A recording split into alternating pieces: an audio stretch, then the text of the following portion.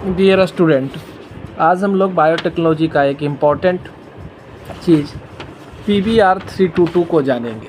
क्या है ये PBr322? तो ये एक आर्टिफिशियल प्लाज्मिड है। क्या है?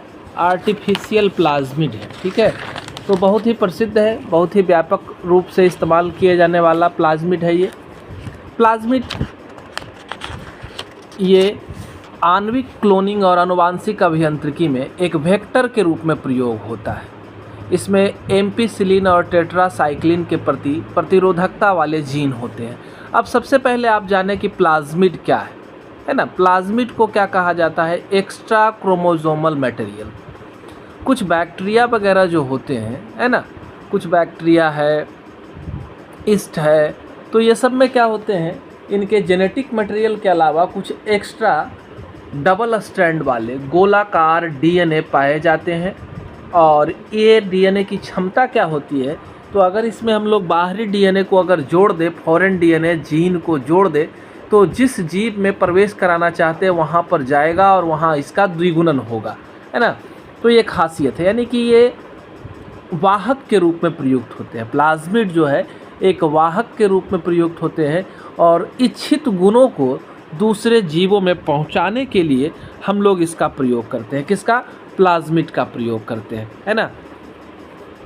तो प्लाज्मिड क्या है ये तो क्लियर हो गया। प्लाज्मिड किस तरह से काम करेगा? तो बाहरी गुणों को फॉरेन डीएनए को पहुंचाने का काम करेगा। हम जानते हैं इंसुलिन वगैरह का जो निर्माण हम लोग किए हैं, तो ये प्लाज्मिड में ही हम लोगों ने क्या किया, इंसुलिन वाले जीन को जोड़ा है और उसको वापस बैक्टीरिया के अंदर प्रवेश करा दिया और बैक्टीरिया ने इंसुलिन को एम्प्लीफाई कर दिया, ढेर सारा मात्रा में इसको बनाने का काम किया। तो यहाँ हमें सिर्फ जानना है PBr322 को।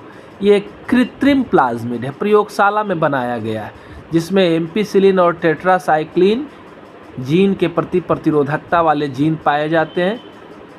तो आगे प्लाज्मिड वेक्टर अतिरिक्त गुण सूत्र सेल्फ रिप्लिकेटिंग द्विवृत्ताकार कहिए दिए, है ना, कि कैसा होता है, डबल स्ट्रैंड का डीएनए होता है, कुछ जीवाणु और ईस्ट में पाया जाता है ना। और इसकी भूमिका जो है कोशिका विभाजन में नहीं होती है, लेकिन कुछ गुण को ये होस्ट ऑर्गेनिज्म में पहुंचाने का काम करता है। इसी वजह से हम लोग इसको वाहक के रूप में प्रयुक्त करते हैं। सबसे ज़्यादा इसी का उपयोग होता है जीन क्लोनिंग में। जीन क्लोनिंग तो जानते हैं ना। जीन क्लोनिंग में क्या होता है कि किसी पार्टिकुलर जीन को किसी जीव के अंदर प्रवेश कराना होता है, तो इसी को जीन क्लोनिंग कहते हैं। PBr322 जो है एक छोटा चक्रीय डीएनए का अणु है ना। ये जीवाणु वगैरह में पाया जाता है, जैसे कि एस्चेरिचिया कोलाई, जिसको ई कोलाई के नाम से हम लोग जानते हैं। तो ये वाहक है। आणविक क्लोनिंग में डीएनए के टुकड़े को एक कोशिका से दूसरे कोशिका में ले जाने के लिए प्रयुक्त होता है। यानी वाहक किसको कहेंगे? तो कोई भी अणु, खासतौर से आनुवांशिकी, ये पदार्थ जो गुणों को दूसरी कोशिकाओं में ले जा सकते हैं। इसमें दो प्रतिरोध जीन है ना। BLA जीन या एम्पिसिलिन के प्रति प्रतिरोधकता को प्रदर्शित करता है। दूसरा है टेट्रासाइक्लिन TET-A जीन, है ना। ये टेट्रासाइक्लिन के प्रति प्रतिरोधकता को प्रदान करता है। अब इसका उपयोग क्या है? तो इच्छित, समझ ही गए कि इच्छित टुकड़े को जीवाणु कोशिका में क्लोन करने के लिए इसका प्रयोग करेंगे। जो जीन चाहते हैं, जो डीएनए को चाहते हैं डिजायर्ड जीवों में प्रवेश कराने के लिए हम लोग इसका प्रयोग करते हैं। नाम इसका अजीब है ना, PBr322। तो 1977 में बोलीवर और रोड्रिगेज द्वारा इसको विकसित किया गया था। ठीक है, और उसी के नाम पर है जो इसका नाम पड़ा है। इसका पूरा नाम प्लाज्मिड बोलीवर रोड्रिगेज 322 है।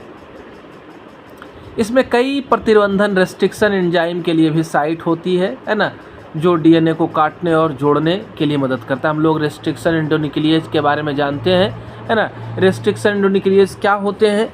तो ये खास तरह के एंजाइम है जो डीएनए को क्या करते हैं, खास तरीके से काटने का काम करते हैं, है ना। अब हम इसके डायग्राम को देखेंगे, विस्तार से देखेंगे। तो आप देखें इसको, है ना। तो ये आपका डायग्राम है। इसमें देख रहे हैं EcoRI लिखा हुआ है ना। क्ले फर्स्ट है, हिंद थर्ड है, और क्या है, बैम H1 है, और क्या है, सैल फर्स्ट है, PBU फर्स्ट है ना। तो ये सारे जो नाम PST फर्स्ट है, PBU फर्स्ट है, तो इस सारे नामों को आपने पढ़ा तो ये सारे नाम जो है वो रेस्ट्रिक्शन एंडोन्यूक्लिएज के नाम है ना। दो हिस्सा आपका टेट्रासाइक्लिन के प्रति प्रतिरोधकता को दिखाने वाला, एम्पिसिलिन के प्रति प्रतिरोधकता को दिखाने वाला, है ना। और ये वाला हिस्सा इसका ORI है, जहाँ से रिप्लिकेशन क्या होगा, स्टार्ट होगा, वो वाला हिस्सा है। तो इस तरह से हम लोगों ने जाना किसको, तो जाना PBr 322 की संरचना को समझा। धन्यवाद। हमारे चैनल से जुड़े रहें और लगातार हमारे नए वीडियो का आनंद लेते रहें।